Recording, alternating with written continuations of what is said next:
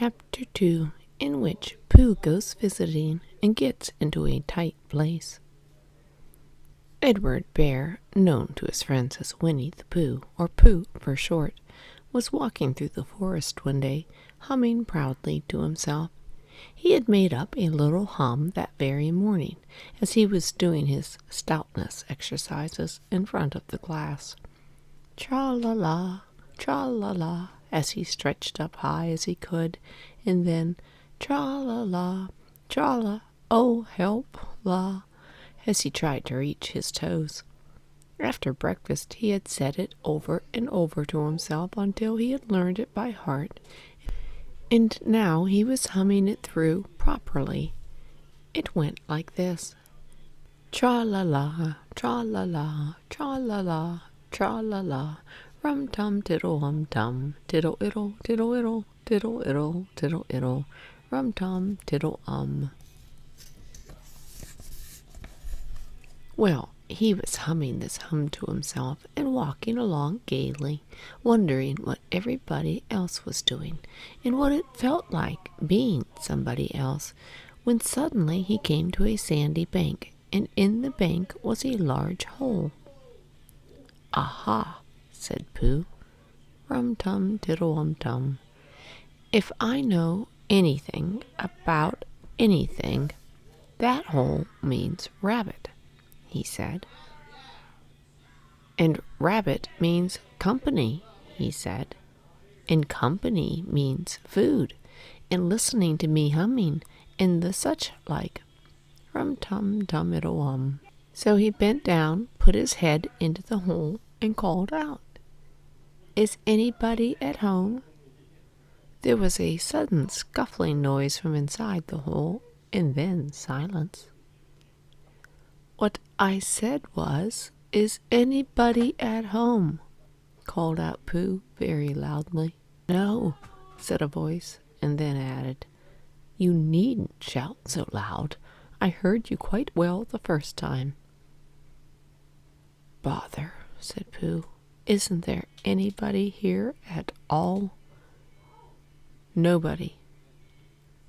Winnie-the-Pooh took his head out of the hole and thought for a while, and he thought to himself, "There must be somebody there, because somebody must have said nobody." So he put his head back in the hole and said, "Hello, Rabbit, isn't that you?" "No," said Rabbit, in a different sort of voice this time. "But isn't that Rabbit's voice?" "I don't think so," said Rabbit. "It isn't meant to be." "Oh," said Pooh. He took his head out of the hole and had another think. Then he put it back and said, "Well, could you very kindly tell me where Rabbit is?" "He has gone to see his friend Pooh Bear, who is a great friend of his." "But this is me," said Bear, very much surprised. "What sort of me?" "Pooh Bear." "Are you sure?" said Rabbit, still more surprised. Quite sure," said Pooh. "Oh, well, then come in." So Pooh pushed and pushed his way through the hole, and at last he got in. "You were quite right," said Rabbit, looking at him all over. "It is you. Glad to see you."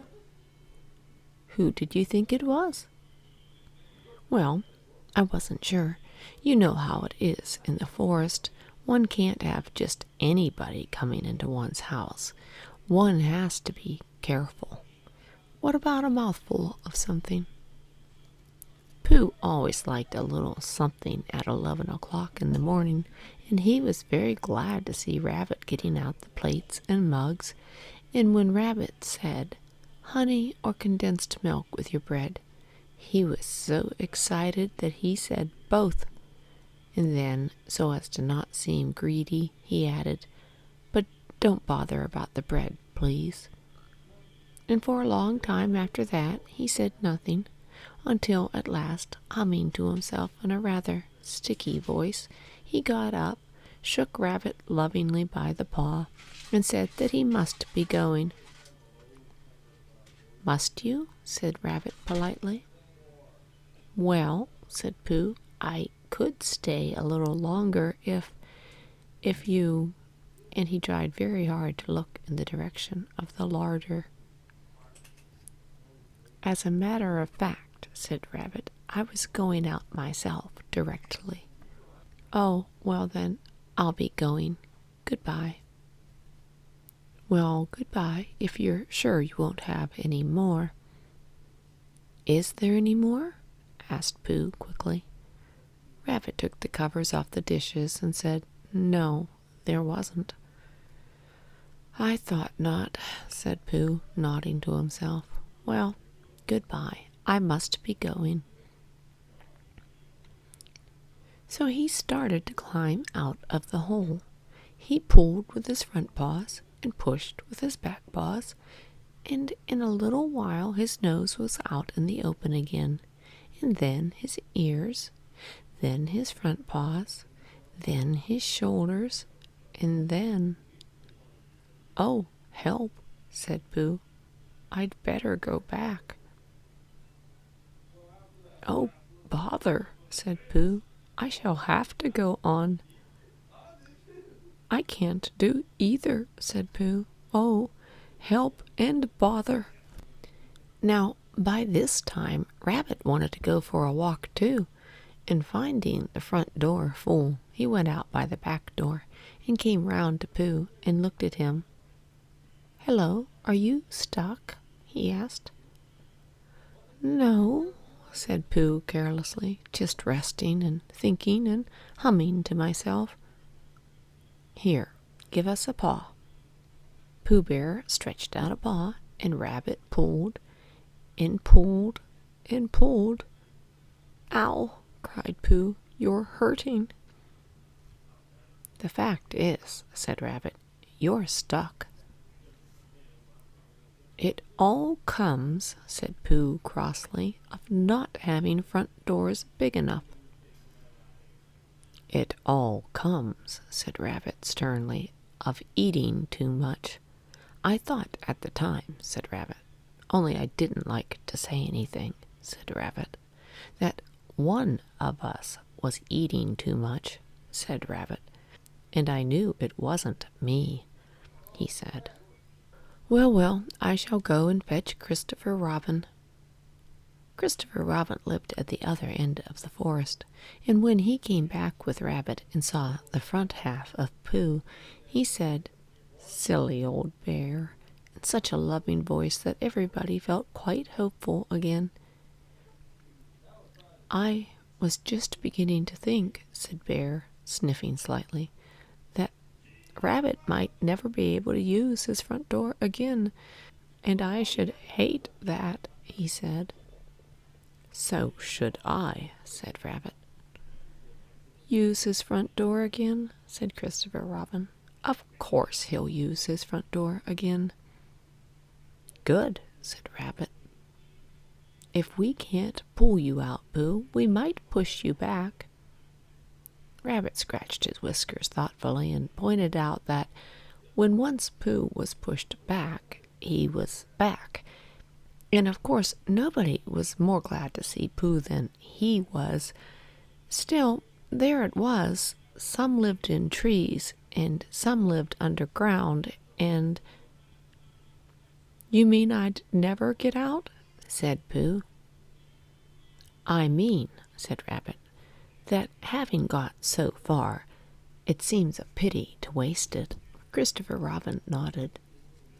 "There's only one thing to be done," he said. "We shall have to wait for you to get thin again." "How long does getting thin take?" asked Pooh anxiously. "About a week, I should think." "But I can't stay here for a week." "Oh, you can stay here all right, silly old bear. It's getting you out which is so difficult." "We'll read to you," said Rabbit cheerfully. "And I hope it won't snow," he added. "And I say, old fellow, You're taking up a good deal of room in my house. Do you mind if I use your back legs as a towel horse? Because, there they are, doing nothing, and it would be very convenient just to hang the towels on them." "A week," said Pooh gloomily. "What about meals?" "Oh, I'm afraid no meals," said Christopher Robin, "because of getting thin quicker. But we will read to you." Bear began to sigh, and then he found he couldn't because he was so tightly stuck, and a tear rolled down his eye as he said, "Then would you read a sustaining book, such as would help and comfort a wedged bear in great tightness?" So for a week Christopher Robin read that sort of book at the north end of Pooh, and Rabbit hung his washing on the south end. And in between, Bear felt himself getting slenderer and slenderer. At the end of the week, Christopher Robin said, "Now!" So he took hold of Pooh's front paws, and Rabbit took hold of Christopher Robin, and all Rabbit's friends and relations took hold of Rabbit, and they all pulled together. And for a long time, Pooh only said, "Ow!" and "Oh!" And then, all of a sudden, he said, "Pop!" just as if a cork were coming out of a bottle. And Christopher Robin and Rabbit and all of Rabbit's friends and relations went head over heels backwards, and on the top of them came Winnie-the-Pooh, free. So with a nod of thanks to his friends, he went on with his walk through the forest, humming proudly to himself. But Christopher Robin looked after him lovingly, and said to himself, "Silly old bear."